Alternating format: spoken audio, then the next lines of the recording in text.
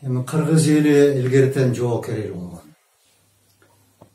Анан айрыкча мекенчилдик, патриоттук сезим кыргыздарда жакшы эле өнүгүп өткөн. Айрыкча ата мекендик согуш маалындагы кыргыздардын согушка катышкандары тууралуу көп китептерди окуп, көп кинотасмаларды карап, анысы мен өз атам согушка катышып, аяктан бир колдон ажырап келген. Анан 3 таекем согуштан курман болгон. Ошон үчүн мен ушундай аскер адамдары эли үчүн, жери үчүн, мекени үчүн эч нерсесин аябай кызмат кылат экен деп, мен дагы ошо элимди, жеримди сүйгөн үчүн аскердик окуу жайына барып, офицер болуп, аскердик катарда 41 жыл кызмат кылдым. Саналуу күндөрдөн кийин Ооган согушунун бүткөнүнө 30 жылдык деп эскерүү иш-чаралары башталып атат. Болгон да 30 жылдыгы белгиленген да 15 февралда. Анан эми бизде баягы азыр эсептеп көрсөк бир 10дон ашык генерал бар экен да, ошо Ооган согушуна катышып келген кыргыз генералдардын саны бир 10дон ашат экен. Ошолордун бири сизсиз. Бирок сиз башка генералдардай болуп, мындай массалык маалымат каражаттарына көп эле чыгып, ушу Ооган согушу жөнүндө өзүңүз жөнүндө көп айтпайсыз да мындай. Анан эми сизди билебиз, катышып келгенсиз. Ошол жака кайсы жылдары кандай тапшырма менен барып калдыңыз эле, ушул боюнча айтып берсеңиз, эми 30 жыл мурунку окуяны эске салып деген. Эми Афган согушун айтыш үчүн бир аз таракка кайрыла кетсек. Ошол 1979 жылы Афганистандагы революцияга байланыштуу бийликке ким келет, Советтер Союзунун кандайдыр бир дос сыяктуу жакшы малаш мамлекет болобу, же болбосо жандагы Кытай же ар жактагы башка америкалыктардын кандайдыр бир жакыны болуп, түштүк биздин советтик республикалар, Тажикстан, Өзбекстан, Кыргызстанга коркунуч туулабы деп чоң маселе туруп калган да.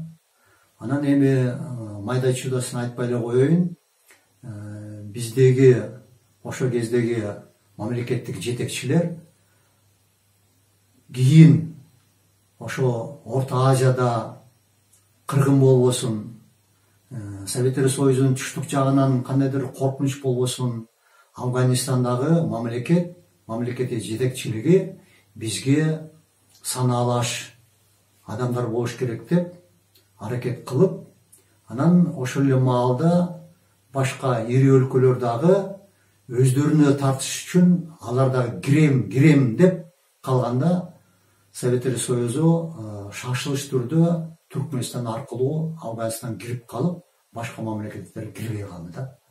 Ошо менен Афганистандагы болгон мамлекетке, өкмөткө каршы күчтөрдүн баарын ошол ири өлкөлөр бардык жагынан каржылап, бардык жагынан аларга даярдыкты, курал жаракты бардык колунан келген көрсөтүп, Афганистандын өкмөтү эмес, Советтер Союзу менен согушуп калды да.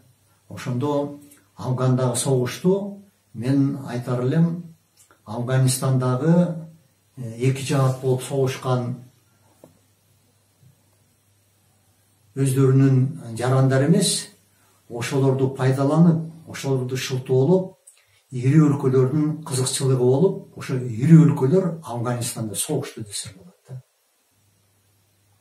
Анан Советтер Союзу киргенден кийин, албетте биздин аскерлер каршы көрсөткөн Афган өкмөтүнө каршы аскер күчтөр менен согушуп калды да. Ошондо эми көп эле жазылды, айтылды. Биздин аскерлер каармандык менен кандай буйрук берилсе, ошонун баарын так аткарганга жандарын аябай аракет кылышып, көп эле балдарыбыздан ажырап, алар курман болуп кетишти.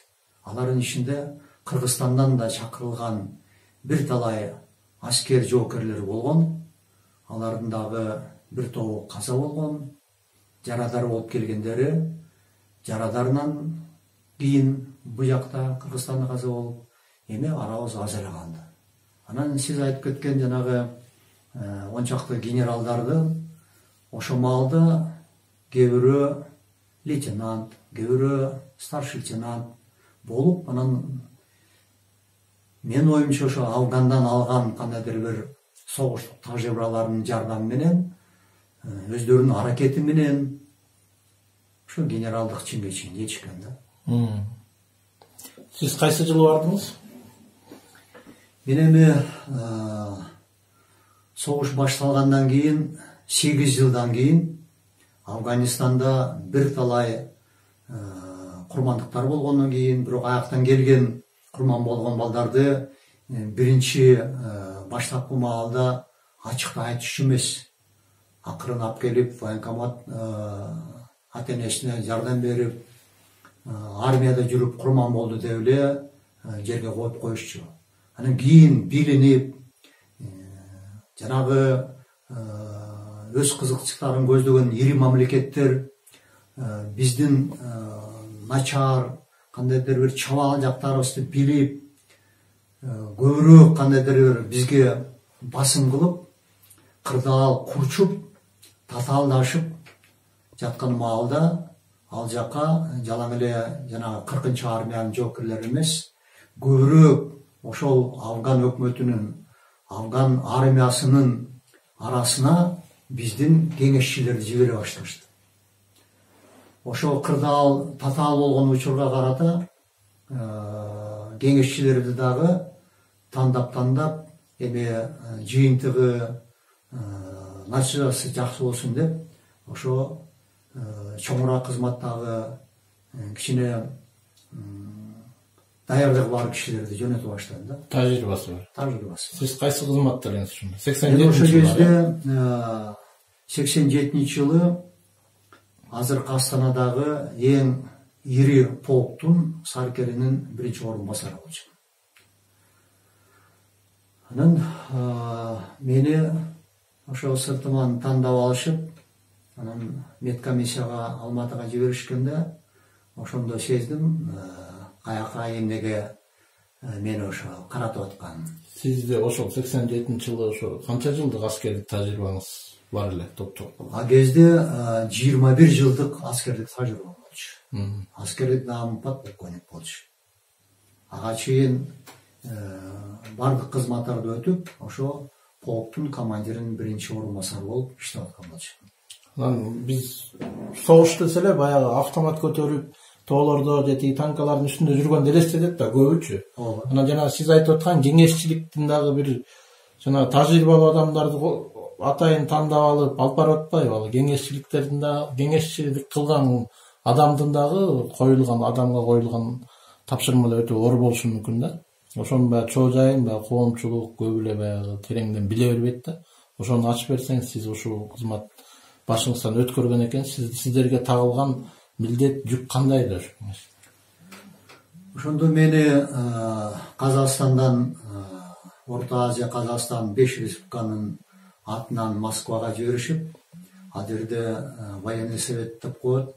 Ошо аскерлердин жогорку аскердик кеңеши бекитип, анан коммунисттик партиянын борборлук комитетинин ошо тышкы иштер боюнча бөлүмүнө жиберишип, алар дагы бекитишип, анан мени ошо жака улук аскердик кеңешчи кылып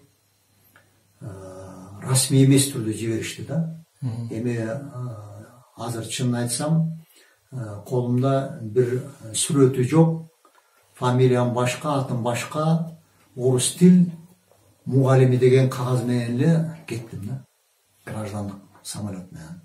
Анан посольствонун кишилери тосуп алып, ал жака алып барып, алар дагы маектешип, анан 40-чы армиянын жетекчилиги менен жолуктуруп, аякта ал кезде генерал Громов болчу. Анан эң башкы аскердик кеңешчи армиянын генералы Вареников болчу. анын штабына апарышып, анан Афганистандын коргоо министрлиги, ички иштер министрлиги, Царандой деп коет, алар менен тааныштырып, анан мага тапшырылган кызмат Афганистан Демократиялык Республикасынын революцияны коргоо башкы башкармалыгынын ыкчам жана атайын аскер бөлүктөрүнүн улук кеңешчиси болдум. Ошондо жалпы эми сөз менен айтканда, ошол мен кол астымдагы атайын жана ыкчам аскер бөлүктөрү Кабулдун тегерегиндеги провинциялардын ошо күн чыгышынан түштүгүнөн күн батышына чейинки түштүк сектарын көзөмөлдөп, ошол жерде өткөн кеткен жана Пакистанга кеткен каравандар, же болбосо жанагы душмандар деп коебуз, маджахеттер деп коебуз, алардын жүрүш турушун, эл менен мамилесин, анан ошол эле аймактагы Афганистандын коргоо министрлигинин аскер бөлүктөрүнүн жана 40-чы армиянын аскер бөлүктөрү, заставалары, алардын ошонун баарын карап, көрүп, көзөмөлдөп, анан Афганистандын борбору Кабулдун ошол түштүк жагынан коопсуздугун камсыздоо болчу да. Негизги. Эми бул жанагы өзүңүз айткандай колуна автомат алып алып эле ура десе ура деп, же болбосо секирип, жашынып, таштын аркасынан автомат менен аткылаган иш эмес. Эми аделе кандайдыр бир душманыңды алдыңан көрүп, оң жагыңда акмат болсо, сол жагыңда ташмат бар, же болбосо аркаңда Сергей болсо, алдыңда там Саша деген жокерлер бар. Биздин кызмат кээде жанымда котормочу болуп калчу, болбосо мен өзүм ошо жалаң афгандардын кийими менен, бирок афганча таптакыр ошолорчо мындай көрүнүп, ошолордун арасына жүрүп, ошолордун ишин тыкан текшерип, аларды үйрөтүп, алардан отчет алып, аларга тапшырма берип, жанагы негизги милдетти аткарууга аракет кылдым да. Ушул сиз канча убакыт болдуңуз ушунда? 1 жылдан ашык болдум. Кабулда. Ошо Кабулдун тегерегинде. Кабулдун тегерегинде. Анан эсте калган бир окуялардан айтып берсеңиз, бир баягы өмүргө коркунучтуу болгон же бир кандайдыр бир оор тапшырмалардан бүгүнкү күндө дегендей окуяны айтып берейин. Иштеп калганыма 1 айдан ашык болгон. Эми жанагы провинцияларды кыдырып, иш менен жүргөн маалда мен кызык иштегеним посольстводон эң жаңы модельдеги БТР-80 деген бронетранспортерду мага бекитип беришкен да. Бирок мен ага отурбай, аны пайдаланбай, башка эле колго тийген унаалар менен жүрдүм да. Анан бир күнү мени посольствого чакырып алышып сурашты. Биз сиз үчүн жооп беребиз. Сиздин коопсуздугуңуз камсыз болуш керек. Ошон үчүн сизге ушундай жап-жаңы жаңы үлгүдөгү БТРди берсек, эмне үчүн ага минбейсиз дейт да. Мен айттым, айланайын, ошондой мага кам көрүп, жаңы БТР бергениңерге рахмат. Бирок ал жаңы БТР Афгандын армиясында жок. Жадесе 40-чы армиянын аскерлеринин баарында жок. Ошондо жаңы БТР менен берде тиги кеңешчи келатат деп, советтик офицер келатат деп, мен көрүнгөн душманга, көрүнгөн маржаветке бута болуп мишен болбоймунбу? Силер мени сактайм деп, кайра алардын колуна салып берейин деп атпайсыңар, ошондо алар чын эле биз андан эле тайк ойлоп калыптырбыз. Сиздин көрөгөчтүгүңүзгө, сиздин ушундай туура ойлогонуңузга ыраазыбыз. Капа болбоңуз, анда эмне кылалы дейт. Эчтеке кылбай эле койгула дедим. Мен ошо Афганистандын жанагы колундагы аскер бөлүктөрүнүн бир күнү бир УАЗигине минип алам, бир күнү бир бортовой машинесине минип алам, бир күнү башка бир транспортуна отуруп алам. Ошондо бир дагы маджекет ушул жаман машинеде бир советтик офицер улук кеңешчи барат деп ойлобойт деп ошондой бир кызыктуу окуя болгон да. Анан сизге окшогон жана кеңешчилик кылгандар ушу Кыргызстандан көп эле беле? Кыргызстандан эле эмес, жалпы Орто Азиядан дагы бир дагы андай менин деңгээлимдегидей кеңешчи болгон эмес.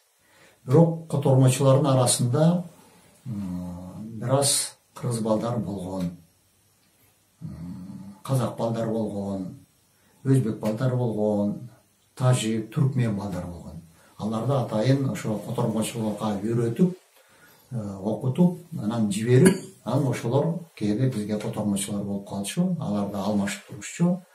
Бирок эми алардын деңгээли баары бир кадимки афгандардын жана дари тилинде сүйлөгөн котормочулук адистиги өтө деле жогору эмес болчу да.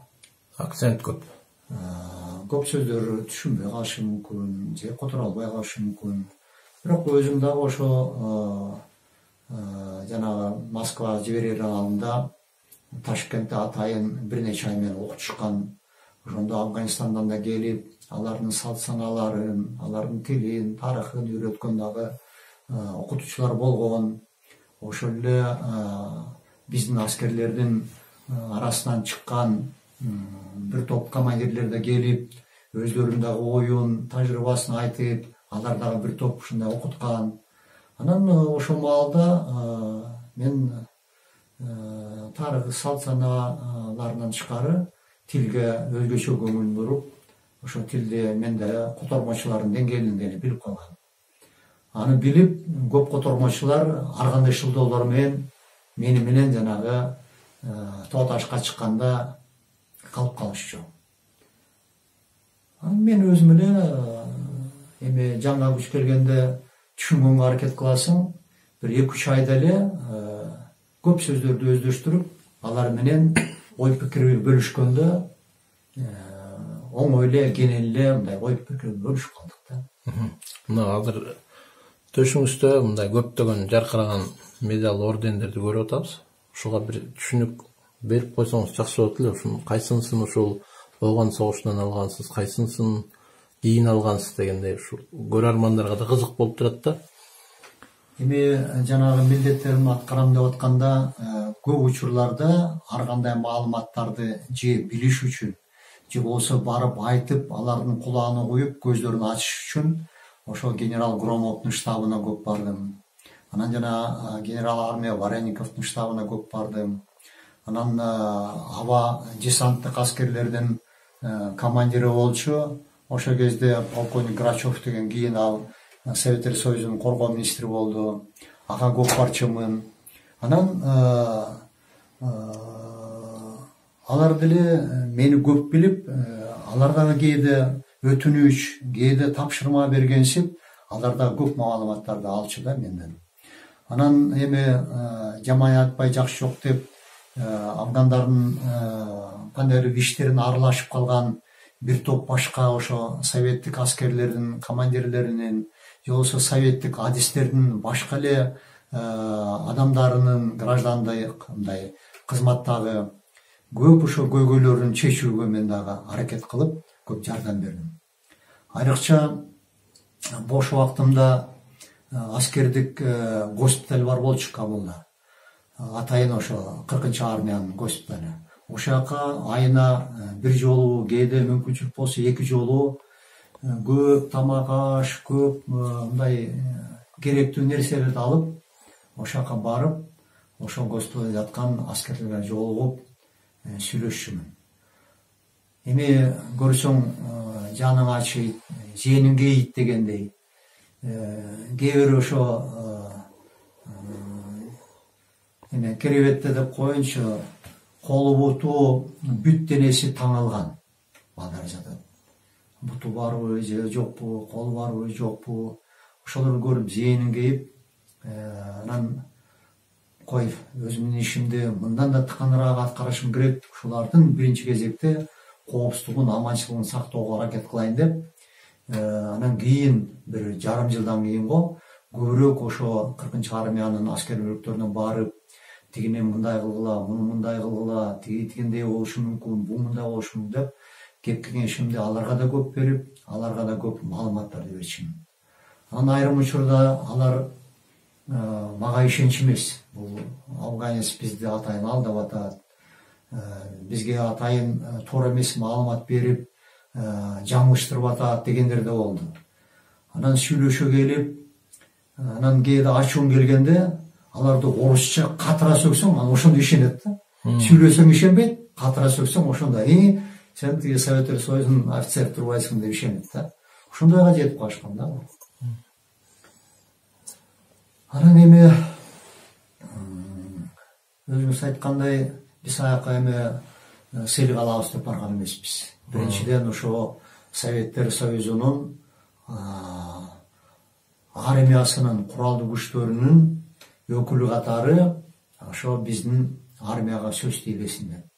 Экинчиден өзүм эми мусулман болгондон кийин, өзүм эми кыргыз болгондон кийин, манасын упагы болгондон кийин намысыма шек келтирбейин деп, каерде болбосун, кандай иш болбосун, бардык жагынан аракет кылып, көп эле кишилерге жардам берип, үлгү болуп, кандайдыр бир жардамды аяган жокмун да.